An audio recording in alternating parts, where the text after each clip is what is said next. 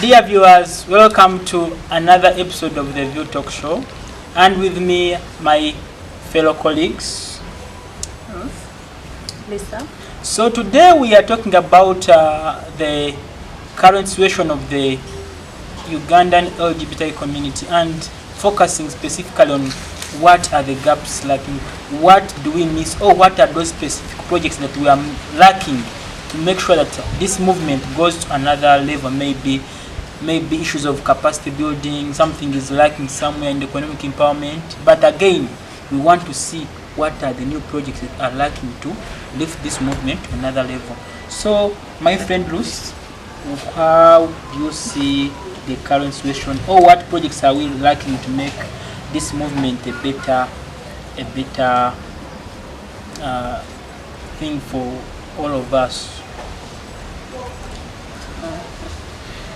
I think, first of all, I think the Ugandan LGBTI movement has really come a long way. Like one of the activists said during one of the field trips, the Ugandan movement was started by 5 young disorganized people who went on to shake the world. I think they didn't just because it took us 10 years to get there by starting with the five young disorganized people. They must have been mentored along the way. I think while we are doing well, it is quite important, if we're going to create a sustainable movement, to have mentorship programs that allow for younger upcoming activists to actually be given space and mentorship to also grow, to fill these gaps that the leaders or the people who started the movement are actually leaving. Because as time goes on, see most people are dropping out and trying to concentrate on other things.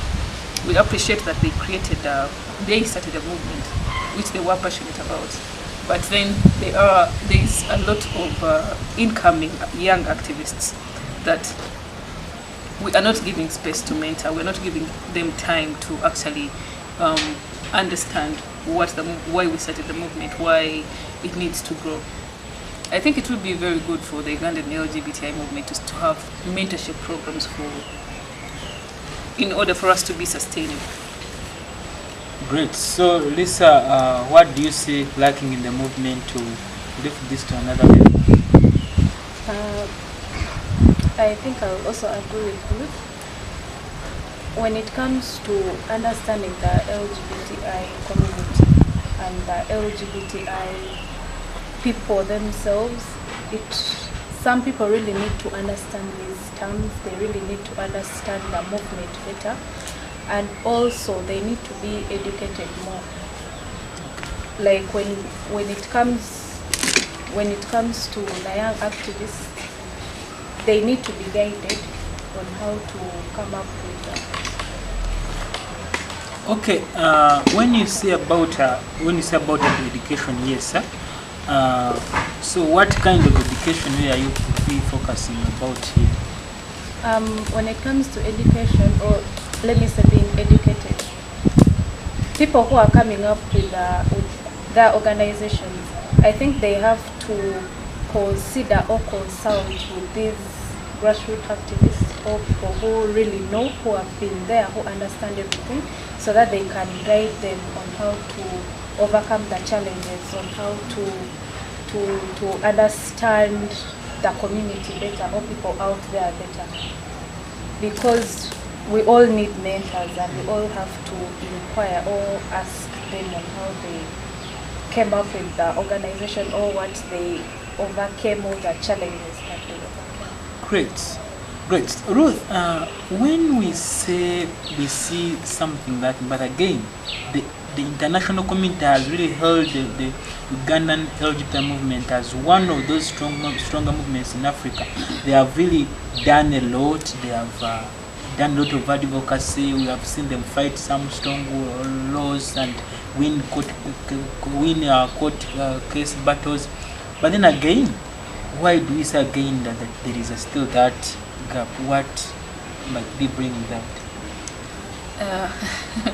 I think First of all, the big court cases, the law advocacy that LGBTI movement has done has been made possible because we had consolidation, we had the umbrella organization, we had the coalition. No one single organization did the fighting on its own. Yeah, we appreciate the international funding, the donors, but then again, there are the people still diluting our movement. If for a young movement of 10 years, we cannot have more than 35 LGBTI advocating organizations that are centered in Kampala. That is coming up because funders continuously want to, every other person that comes up with an idea, they're coming from another organization. If you have, you're not satisfied with you have small issues with your director, people go out and make organizations, and funders don't actually take the time to consult, but okay, this space that we're putting in so much money to create smaller organizations, is there accountability for that such funding? Is there accountability to put so little money into so many different organizations where if they allowed that the Ugandan LGBTI movement can have specific organizations that we know? We have a head organization that works with lesbian women. We have an umbrella organization that does this. We have a media group that does this. So if funding was directed in such a way that allows for already established organizations to actually perform, and in performing, they need to, even the organizations themselves need to leave space where their members or the local community itself can question the organizations. I think that's what creates a lot of different organizations coming up. People are discontented with what other organizations do, and they go ahead, and it's so easy to form an organization here, and the funders are just out there willing to give you little money to continue fighting over very little money in a small space while work doesn't actually happen. So Lisa, when Ruth talks about issues of the discontent and everything, we have seen some specific those people from the grassroots movement and everything flee to Kenya for asylum and everything. Don't you think poverty is becoming a big problem? Anyway, what is not being done? The school dropouts cases, are they very alarming that there is lack of professionalism in the movement and few people can be employed? What can be done to solve that problem? I think when it comes to poverty, I think you yourself, you allow people around you or yourself to become poor. Because to me, I think you can create a job. You can come up and create a job. Like we see in the community, we have economic empowerment where they give out some little money to the LGBT community members to start up their own businesses, however small it is.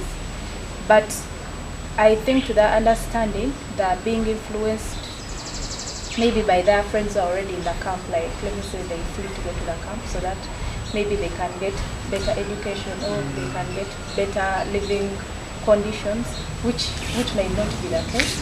Because when you leave a country, let me say where you're being intimidated or you're living in fear, and you go to another country, you become a refugee, yes? But then again, will you be safe? Because we hear the stories that some LGBT Ugandan people who went to Kenya, like they're being arrested, they're harassed over things which are not true. So I think it comes back to maybe yourself, because I think you can easily acquire something to do, or you can create something to do for yourself if you really have that time and you're committed. But then I would say maybe some coaches, some LGBT people, we have seen them, some people complain, people, we call this one for this job, and they say, no, how can I do that at such kind of a job? Maybe the people underlook jobs also? Yes, I think they also underlook jobs, because at the end of the day, if you're making money and you're able to take care of yourself, why not go and do that job? Ruth, you talk about that issue of the alarming cases of people fleeing the country for Kenya to be located other safer havens. Can call them safer havens because maybe they think life is now too hard in Uganda, but I guess also there is also another hard life out there. So I think personally, I do sympathize with the people who have actually had to run away for solid reasons. But it's not everybody who has left here to go to the camps actually has a solid reason. I think much as we understand that it's the people who live in the high-risk areas, we should call it the low-income areas, are the one more prone to get attacked. However, it also goes back to one's behavior. We've seen activists who are always on TV every other time and talking, advocating for gay rights. They still go to the same places we go to, sit down and have a beer, and no one is going to attack you because of your conduct. How do you carry yourself around? There is this growing unnecessary habit where, as the LGBTI people or the kuchus of here, we simply want to get into our space and everyone needs to be noticed. As in, okay, as much as I'm accommodated, as much as a queer person, I want the straight people to allow me the courtesy to don't bother me. I'm sure also the straight people don't want to be bothered by your queerness. Don't come in here and rub it in my face. As in, just like I would be grossed up by a straight couple making out in public or throwing their stuff around. Even them, I guess they're grossed up by that. So they will attack you if you come in and you want to own the space, which is what people do. And if you go into a place you already know, a very homophobic place, like you live in Uganda, yes, we all do, and you want your right to be in that place to overwhelm every other person's right. Yes, people are going to actually attack you. That excuse everyone is using, oh, I'm being attacked, and they're running to the camps, and then you're getting to the camps and expecting the Ugandan LGBTI movement you left here, a movement that is already not so well funded, not so well organized, to still continue to fight for you while you're in the camps. That doesn't make sense. Who do you think is going to stay here and fight for you if you all keep running and then not even with a reason? So, as you've said, really, you have really given a valid point. People should respect the other people around them in order to get the respect they deserve also, because maybe we want to rub it into people's faces and we are this, we want special rights, but I do believe there are no special rights, I don't believe in something like gay rights and everything. I think human rights these are entitlements to all citizens, but you want to make it so special. I don't think it's actually people standing up and saying I'm special. There's no term of saying I'm special. It's just a personal perception people have that simply because I'm a queer person, I should not be working. I'll always be, because I belong to an organization. You have that tendency. So you come for economic empowerment lessons. Is there a per diem? As in, I'm giving you knowledge. Why are you talking about transport fund? Per diem, because someone who is called for health services, is there transport to take me and everything. So which means if there is no money, won't come. Yeah. So I think that culture also should really end.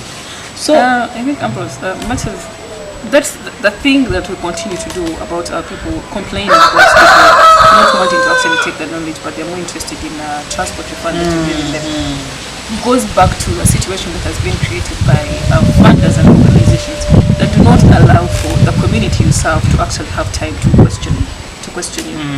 If funders continue to give money to the very many small organizations that we have here, without actually allowing for spaces of evaluation of their works, monitoring and evaluation of most organizations doesn't actually happen. You put out the little money you give to these organizations, you're specifically funding the directors. They fund faces, not the work. It creates that situation where people are like, okay, even if I don't do the work, my funder will still fund me. So I'm going to call you, I won't even give you the knowledge that you're supposed to be getting, but I'll give you 20,000 to go back and you'll be signing on this paper. That creates a system where people we're not actually questioning the leaders. we're not questioning the very many organizations that are coming up and saying, okay, you're getting this money because you're saying you're doing this and this for the LGBT movement. It has been 2 years. What programs have you actually done that have benefited the movement? So who should take the blame for this? I do think funders, because they are just really dishing out to anyone who comes up and writes a proposal to them. Maybe I think they should do a further analysis on, is this person really available? What do they do? I think it goes back to the organizations, because to my understanding, when you write a proposal to the funders, like you might request to carry out an activity where the community members will benefit, and that might take a while, though maybe the program or the project might take like, let me say, 2 years. But I think this should be done more often, instead of like maybe this project, like let me say, being like, let me say, they might call the members, they train them, and then maybe they keep on calling the same members again for the same thing that they had already come to. I think it's better to go out and reach out to other community members whereby they will benefit, instead of keeping on calling the same people each and every now and then. Great. We have all I can say, we have seen, if I can say, the funding base, maybe the engagement, the donor engagements, we have seen a reduction of sorts, based on the times of the bill and everything, because I can time it, maybe everything is quiet and everything.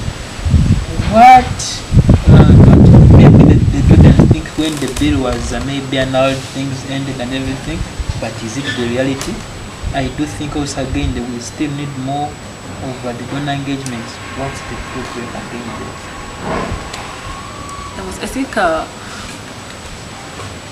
donor engagement is not actually our problem. As like we say, the funders want to come here and give us money to fight a specific issue. When you come here and we put in a lot of the activists are putting a lot of effort to fight for visibility of an LGBTI person. In fighting visibility of an LGBTI person, they fought the anti-homosexuality, which in return made every Ugandan understand or realize or to wake up to an issue that they weren't actually aware to before.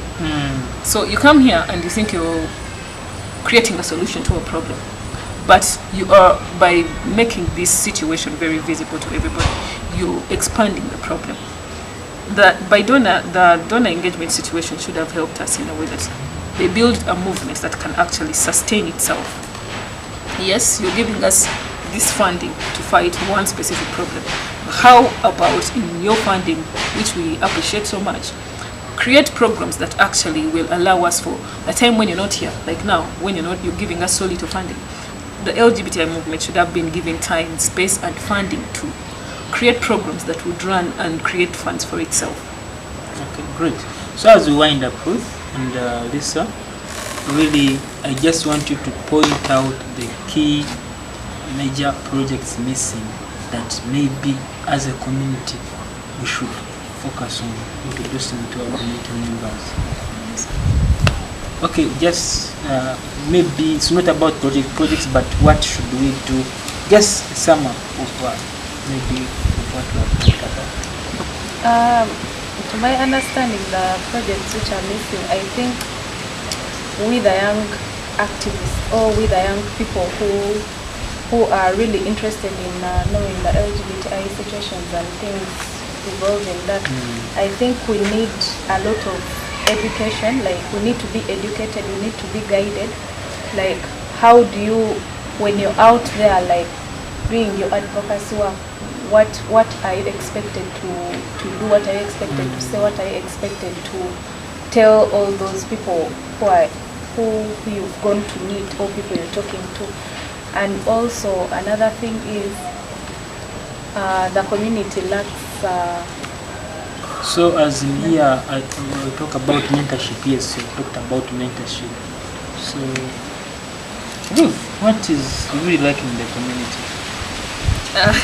Because we have done a lot, but still there's a lot to be done. And also another thing that I forgot to say, I think we need to understand some laws when it comes to the laws which affect LGBTI people. Because you might meet someone and then they say, what is the NGO bill about? Let me say, what was the anti-homosexuality bill about? I think people need to be educated more about these laws which affect the LGBTI Even people. more translated, Yes, yeah, and more into translated. local languages? Yes, so that they can understand them better. Okay, great. With over to you, what do you think really is lacking in the community too? I think we lack systems that are going to create sustainability. It is still a point I'm going to always come back to.